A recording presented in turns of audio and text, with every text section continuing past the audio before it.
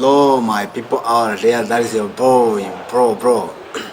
Uyu munsi nkaba ngarutse mubwira kandi kantu k'ubwenge ka danje kabisa. Ya akantu nshaka kubabwira naka, uzihangane wihangane umenye umuntu uwo ari we.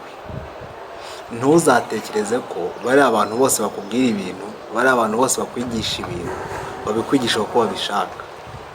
Hari umuntu ukwereka inzira yo gucamo ngo yicemo bro, wayicamo bikamubabaza mani, bikamubabaza bro, uyicamo bikamubabaza. Umuntu akwereka inzira, umuntu akwigisha ikintu, nyuma yo kukimenya wakimenye neza bikamubabaza. Sinzi uburyo abantu bateye, sinzi kabisa. Abantu turemye nabi. Gusa ikintu cya danje, ibyo ntuzabyiteho. Wowe uzagerageze utange support aho bikenewe, uzagerageze ufashe umuntu uko ubishoboye, kuko iyo umuntu utamufashije ararakara kandi nta buryo ufite bwo kumufashamo. Wowe rero ugerageza utange support uko bikenewe, ariko nanone ntuzigire umuntu ushaka gufasha isi yose, kuko uyu munsi umuntu uramufasha, ejo bimwe wamufashishije akaba ari byo akugambanirisha.